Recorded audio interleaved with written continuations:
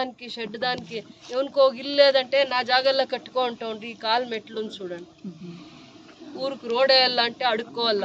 ఈడ రోడ్కి దుడ్లేసిండము, దావిడిసేయండావు, నలుగురికి అనుకూలం కావాలని అడుక్కొని మేము పని చేయట్ల పరిస్థితి వచ్చింది.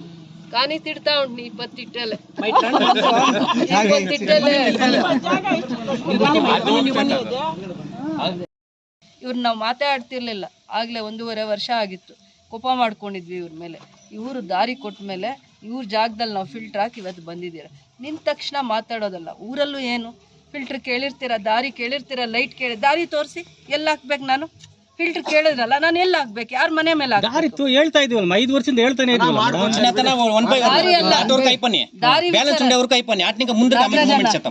ಮುಂದೆ ಬಿಡಿ.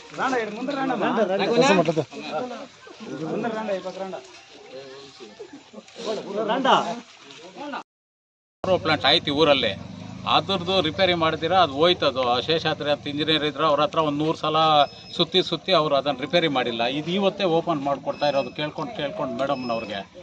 ರಸ್ತೆಗಳು ಅಷ್ಟೇ ನಮ್ಮೂರಲ್ಲಿ ಇವಾಗ ಒಂದು 50 ರಿಂದ 65 ಲಕ್ಷ ರೂಪಾಯಿದು ಆಗಿದೆ. ಇವಾಗ ಮಾಡಬೇಕು ಅವು. ಎಲ್ಲಿಂದ ಎಲ್ಲಿಗೆ ಅದು GPS ಆಗಿದೆ. ಯಾವಾಗೂ ಬಂದು RTO ಆಫೀಸ್ ಚೆನ್ನಾಗಿಲ್ಲ, RTO ಆಫೀಸ್ ಯಾವಾಗ ಬಿದ್ದೋಗುತ್ತೋ ಮಳೆಗೆ.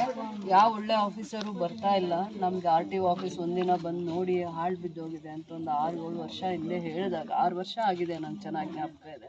ಅವಾಗ ನಂದು ಯೋಚನೆ ತಲೆ ಬಂದಿದೆ, RTO ಆಫೀಸಿಗೆ ಜಾಗ ಕೊಡಬೇಕು, ಗ್ರ್ಯಾಂಟ್ ತರಬೇಕು ಅಂತ.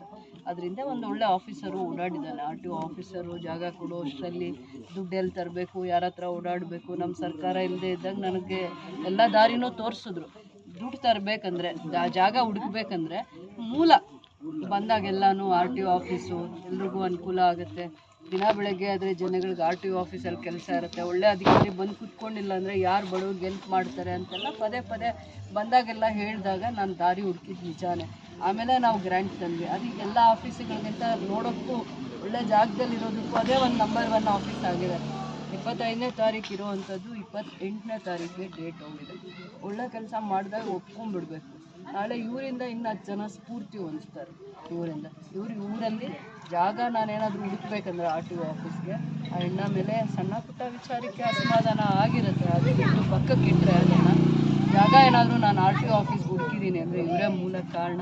ಅದಾದಮೇಲೆ ಊರಲ್ಲೂ ಕೂಡ ದೇವ್ರ ಕೆಲಸ ಮಾಡ್ತಾರೆ. ಮನೆಯಲ್ಲಿ 100 ಸಮಸ್ಯೆ ಇರುತ್ತೆ ಒಬ್ಬ ಮನುಷ್ಯನಿಗೆ. ಅದನ್ನು ಬಿಟ್ಟು ಸಮಾಜಕ್ಕೆ ಒಳ್ಳೇದು ಮಾಡೋ ಆಲೋಚನೆಗಳಿರೋವನ್ನ ನಾವು ಯಾವತ್ತಿದ್ರೂ ಕೈ ಇಟ್ಟು ನಡೆಸಬೇಕಾಗುತ್ತೆ. ಅದೊಂದು ಸಮಾಜದ ಬಗ್ಗೆ ಕಳಕಳಿ ಇರಬೇಕು, ಊರು ಚೆನ್ನಾಗಿರಬೇಕು ಅನ್ನೋವಂಥ ದೊಡ್ಡ ಮನಸ್ಸು ಇರಬೇಕು. ಅಂಥವ್ರಿದ್ದಾಗ ಊರಲ್ಲೇ ಅವ್ರ ಮುಂದೆ ನಾವು ಹೇಳ್ಬಿಡ್ಬೇಕಂತ. ಅಂಗನವಾಡಿ ಕೊಟ್ಟಿದ್ದೀವಿ ಜಾಗ ಅಂತ ಇದ್ದಾರೆ, ಅವ್ರ ಬಾಯಿಂದಾನೆ ಹೇಳಿ ಏನು ಒಳ್ಳೆ ಮಾತು ಹೇಳ್ತಾರೆ. అంటే జాగ ఇల్లేదు మీకు చెప్పిపోవాల ఎప్పుడన్నా గిరి రాధాకృష్ణ మీ ఊరికి మేము ఒక ఫిల్టర్ వేయాల. ఈ ఊర్లో ఒక 10 గీతాలు వచ్చినవాడు మాట ఇచ్చిపోయినామని ఒక ఫిల్టర్ వేస్తామంటే జాగా ఇచ్చేలే ఊర్లో ఎవరు ఇలేదు. ఏడెత్తితేనో ఇండ్ల దగ్గరగా మీకు నలుగురికి అనుకూలమయ్యే జాగాలో ఒక ఫిల్టర్ వేయాల, తాగే నీళ్ళు వేయాల. 4 గీతాలు వచ్చిండాను, 5 గీతాలు వచ్చిండాను ఊరికి అన్నాడు. నాకే జాగా ఇవ్వలేదు. ఊర్లో ముందరికి ఎవరు పెద్ద మనిషి వచ్చి ఒక ఊరు అన్నాక ఒక స్కూల్కో, అంగన్వాడీకో, నీళ్ళకో, తాగే నీళ్ళకో దానము ధర్మము చేస్తూ ఉంటే ఆ కాలంలో అదే ధర్మం. ఊర్లో పెద్దోళ్ళు అంతా వచ్చి ఈ కాలం ఎట్లయిందంటే ఊరికి నీళ్ళు తాగే నీళ్ళు ఇస్తాను, మీ ఊరికి తాగే నీళ్ళు ఇస్తాను, 10 లక్షలు ఫిల్టర్ వేస్తానంటే జాగా ఇలేదు. చాలా కష్టమే. ఎప్పుడూ తిడతా ఉంటుంది అప్పని, ఎప్పుడు ముక్కుమిచ్చి మాట్లాడుతూ ఉండలేదు. కాయప్పుడే దానం చేసి ముక్కుమిచ్చి మాట్లాడుతూ ఉండలేదు. కోపము ఎవడంటే అప్పుడు మాట్లాడేస్తాడు, ఏమో చెప్పేస్తాడు ఆత్రం పడి.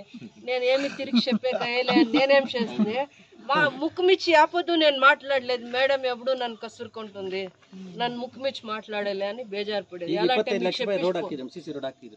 మీకు చెప్పిపోవాల. చాలా కష్టమాయ.